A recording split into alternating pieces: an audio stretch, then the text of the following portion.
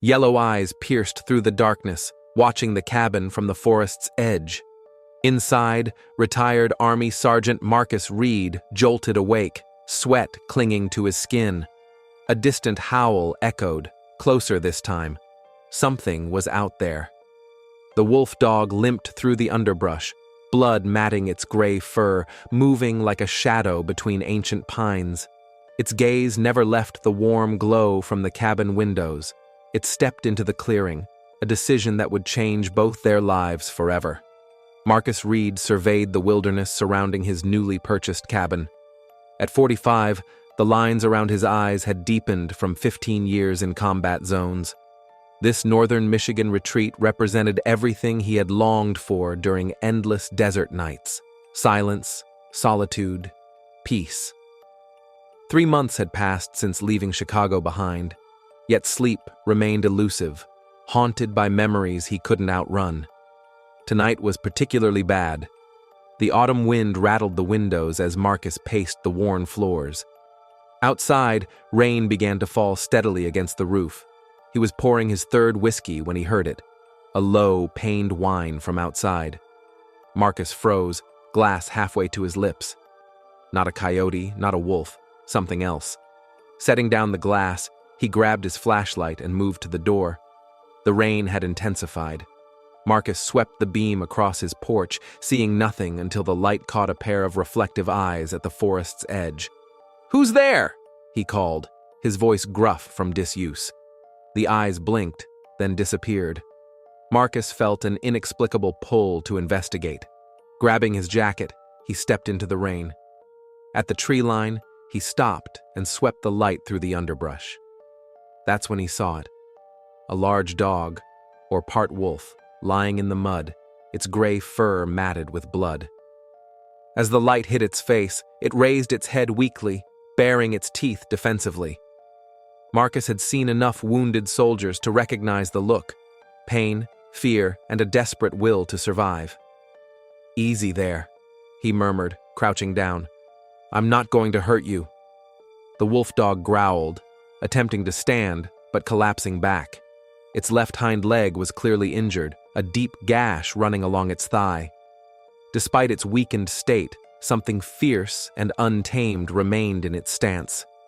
Making a decision he would later question, Marcus removed his jacket and carefully approached. "This is probably a bad idea," he muttered as he inched closer. The wolf dog watched him, muscles tensed but too weak to fight. When Marcus was close enough, he swiftly draped the jacket over the animal's body. The wolf dog went still, trembling beneath the fabric. With careful movements, Marcus scooped up the animal, surprised at how light it felt. The wolf dog didn't struggle, either from exhaustion or instinctive understanding that this human represented its only chance.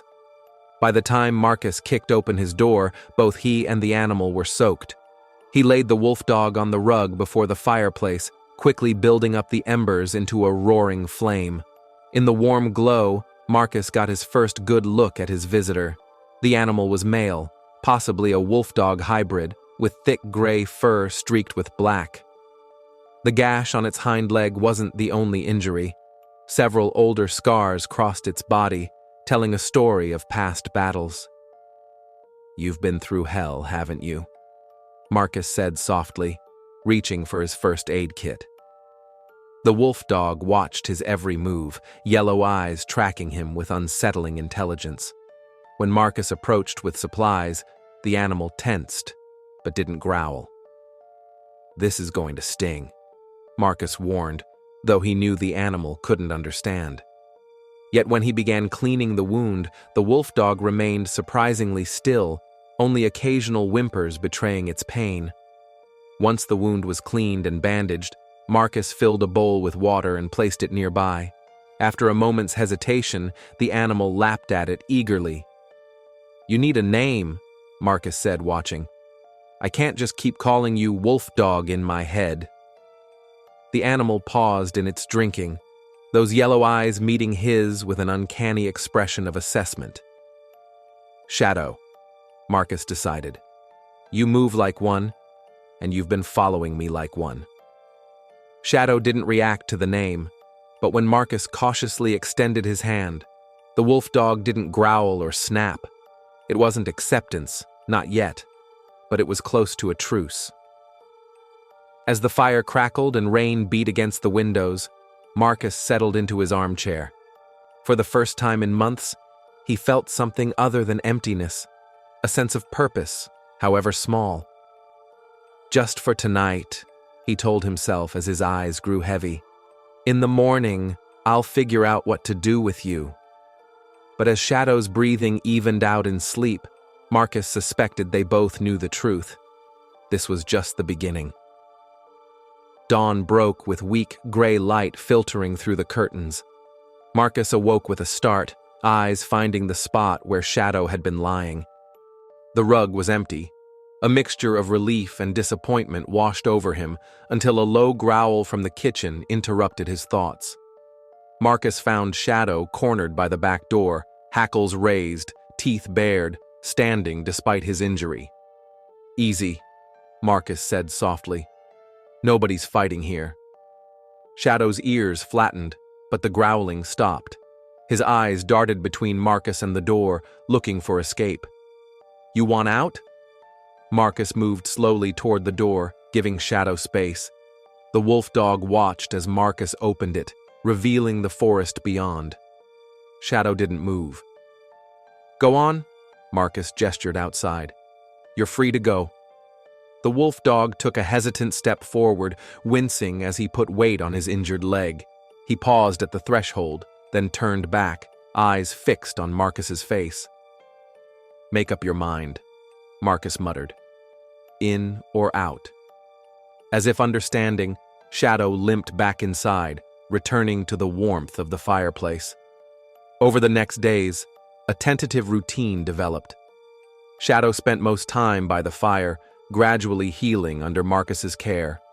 Marcus found himself talking to the animal, first in short comments, then in longer conversations as the cabin's silence grew oppressive. "I should have called animal control that first night," Marcus said one evening while tending Shadow's wound. "Truth is, I didn't want to deal with people. I came out here to be alone." Shadow huffed, a sound almost like a response. "Yeah, well, alone. Except for mysterious wolf dogs who show up bleeding on my property." By the end of the first week, Shadow was moving more, his limp less pronounced. He would watch Marcus intently throughout the day, missing nothing. At night, he would lie near Marcus's chair, both comfortable in the silence. It was during the second week that the nightmares returned. Marcus woke, gasping, desert heat and gunfire vivid in his mind. He sat up, trying to control his breathing. A warm weight settled beside him on the bed. Shadow had never ventured into his bedroom before, but now pressed against Marcus's side. Without thinking, Marcus buried his fingers in Shadow's thick fur, anchoring himself to the present. They stayed like that until Marcus's breathing evened out and the memories receded. Neither moved until morning light began to seep through the windows. That day, Marcus decided to test Shadow's healing leg with a short walk. Shadow moved cautiously outside, sniffing the air and scanning the tree line before venturing off the porch. Marcus followed, giving the animal space. Shadow kept looking back, as if checking that Marcus was still there. His leg seemed to be holding up well, though he still favored it slightly. The peace was shattered by the distant sound of an engine. Shadow's head snapped up, body suddenly tense. Marcus felt himself mirroring the reaction, hand instinctively reaching for a weapon that wasn't there. A truck appeared on the dirt road, dust billowing behind it. Shadow growled, backing toward Marcus, positioning himself between the man and the approaching vehicle. "It's okay," Marcus said, though his own heart was racing. Probably just someone lost. The truck stopped, and a man in a forest ranger uniform stepped out, eyeing Shadow warily. "Afternoon," the ranger said, keeping his distance. "Name's Peterson. I check in on remote properties now and then." Marcus nodded stiffly. "Marcus Reed. Just moved in a few months back." Peterson's eyes returned to Shadow, who remained alert, muscles coiled. That's quite an animal you've got there, the ranger observed. We've had reports of a wolf-dog hybrid in these parts. Some folks up north lost one about 6 months ago. Mean creature, apparently. Attacked their livestock. Marcus felt Shadow press against his leg. This one's not mean, he said firmly, just cautious. These hybrids can be unpredictable, Peterson warned. If he gives you any trouble, animal control's just a call away. He won't be any trouble, Marcus replied, edge in his voice unmistakable. After Peterson left, Marcus knelt beside Shadow. You didn't attack any livestock, did you? He asked quietly. Shadow's only response was to lick Marcus's hand once before turning back toward the cabin.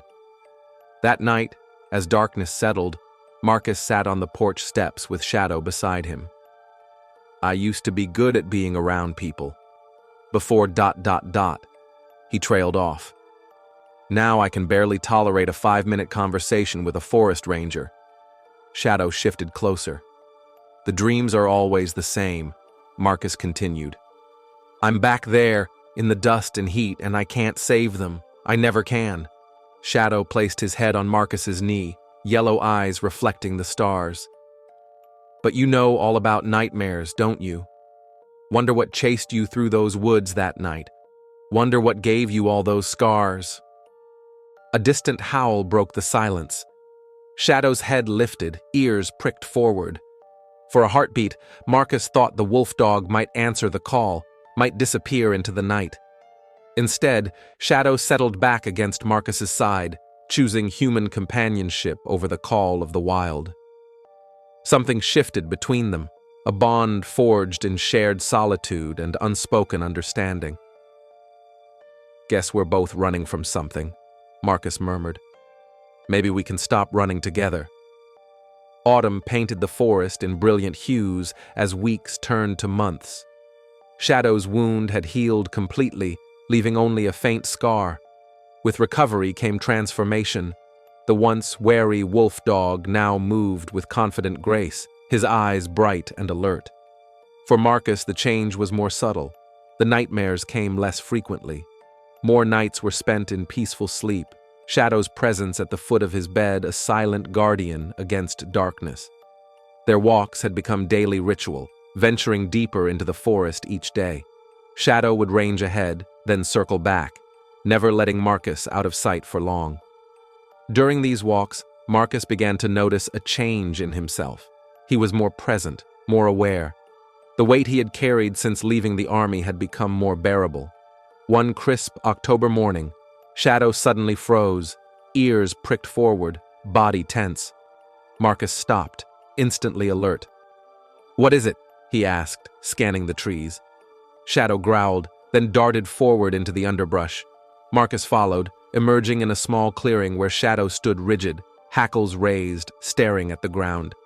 It was a trap, a steel-jawed contraption partially hidden beneath leaves. Marcus felt cold anger rise as he knelt to examine it. The trap was illegal, the kind that could snap bone and cause agonizing pain. Someone's hunting where they shouldn't be, Marcus muttered, disarming the mechanism. Shadow whined nervously.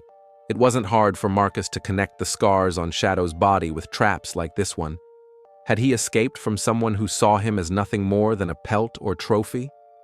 Their routine changed after the discovery.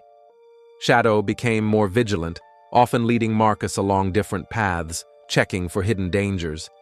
Together, they found and disarmed 6 more traps over the next 2 weeks. Someone's systematically hunting these woods, Marcus told Shadow one evening, and they're not concerned about what or who they catch. The next morning, Marcus awoke to Shadow's urgent barking.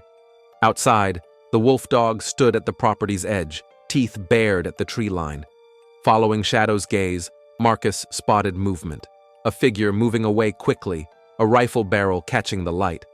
Marcus dropped into a defensive crouch. "Inside, Shadow," he commanded. The wolf dog obeyed, though reluctantly. Once back inside, Marcus locked the door and grabbed his binoculars. From the window, he scanned the tree line but saw no further movement. Time to get some answers, Marcus said grimly, reaching for his phone. Ranger Peterson arrived an hour later, examining one of the traps Marcus had kept as evidence. We've had reports of illegal hunting, Peterson confirmed, but nothing this extensive. He glanced at Shadow. You sure it's not your wolf dog they're after? Some folks might consider him fair game. Marcus's jaw tightened. He's not game. He's mine. The words surprised him. When had Shadow become his? When had this wild creature become something he would protect at all costs? Peterson nodded. I'll increase patrols.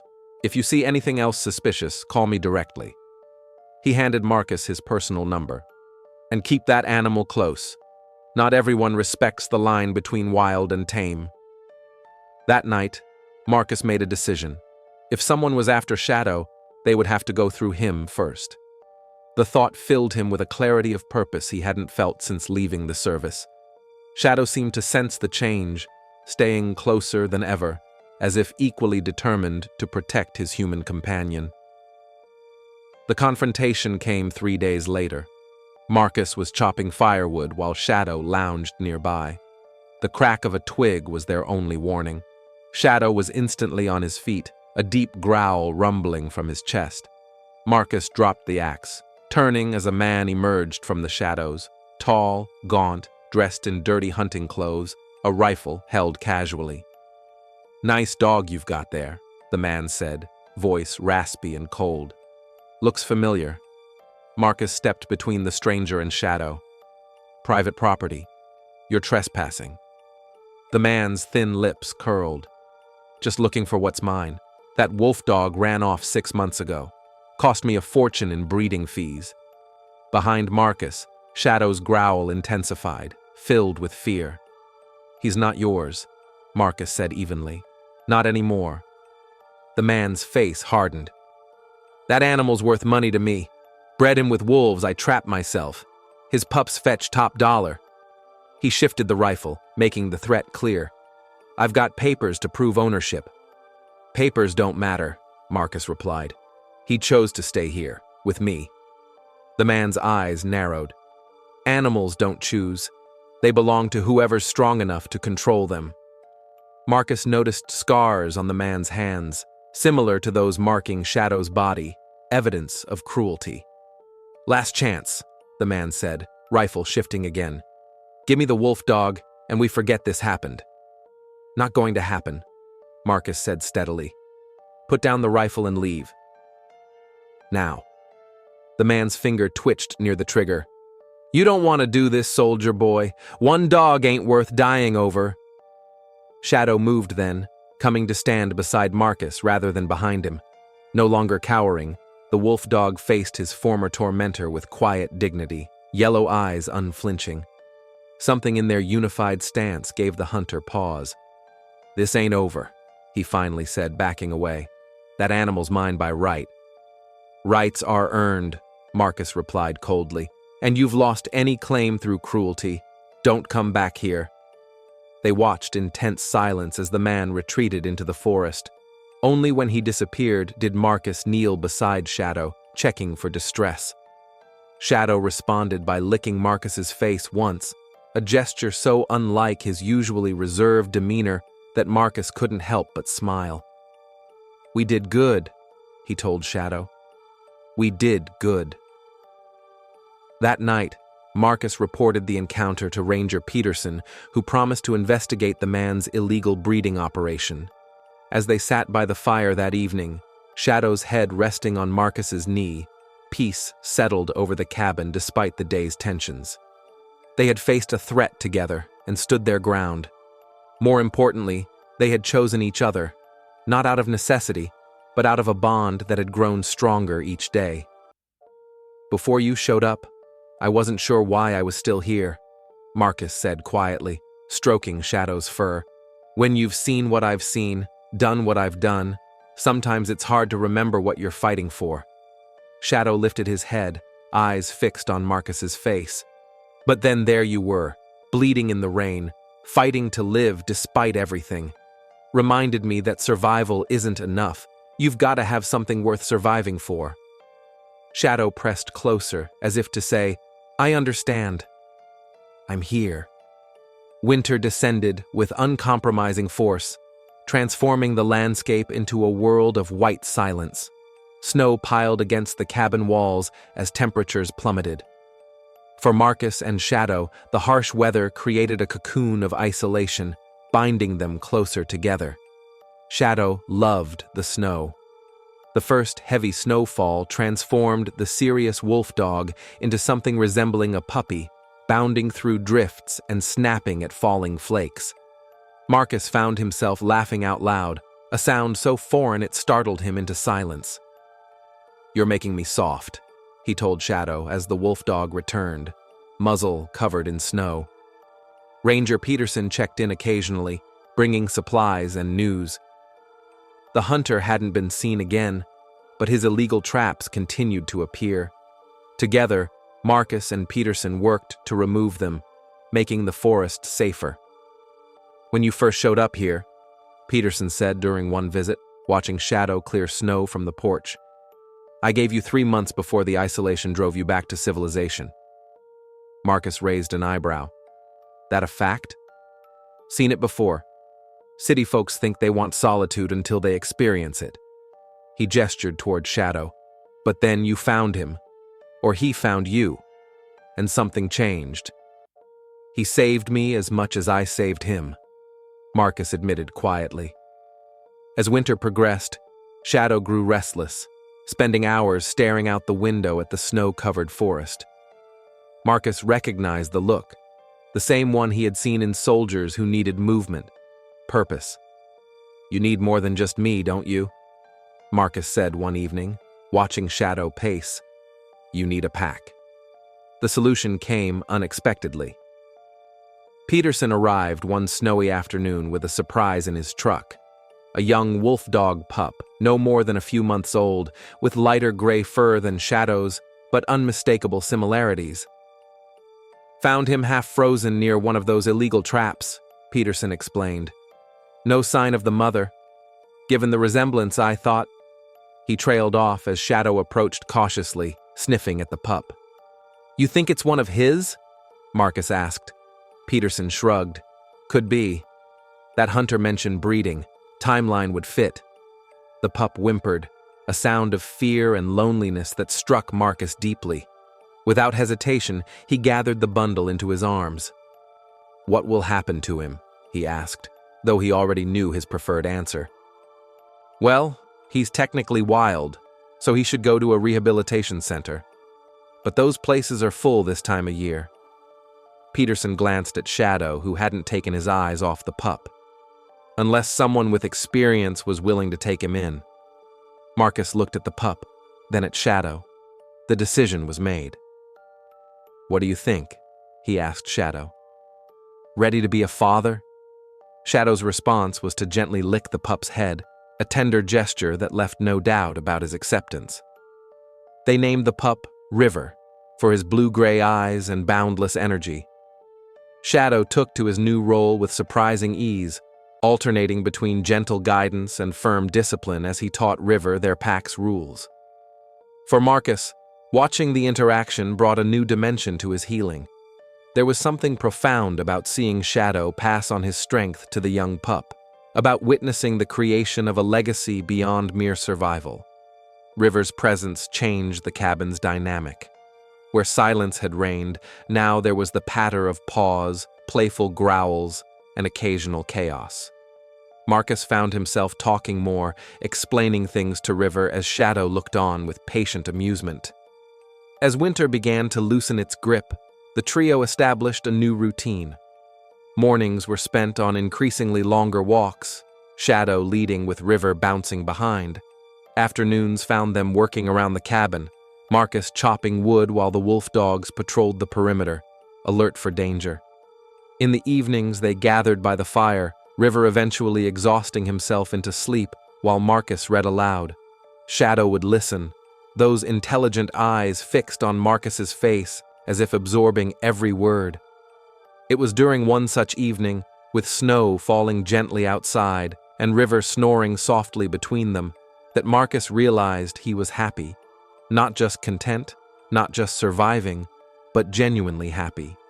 The realization came without fanfare, a simple truth that settled into his bones with the warmth of the fire. "We make a good pack, don't we?" he said to Shadow, reaching over to scratch behind his ears.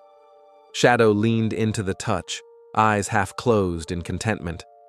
Outside, the wind whispered through the trees, carrying the first faint promise of spring. Inside, man and wolf dogs rested in the firelight, three souls who had found in each other the healing they sought. The journey wasn't over. There would be challenges ahead as River grew, decisions about their future together. But in that moment, in the quiet cabin surrounded by wilderness, they were exactly where they needed to be, guardians of the night who had found their way home in each other's company. As Marcus drifted toward sleep, hand still resting on Shadow's back, he thought of that rainy night when yellow eyes had pierced the darkness, changing his life forever. Some might call it chance, others fate, but Marcus preferred to think of it as recognition. One wounded warrior finding another, both seeking not just survival, but a reason to live. In the rhythm of Shadow's breathing and River's soft snores, Marcus found his answer. Sometimes the greatest battles are fought not with weapons, but with patience, trust, and the courage to begin again. And sometimes the most powerful healing comes not from escaping the past, but from building a future, together. The silent guardian of the night had found his pack, and in doing so, had found his peace.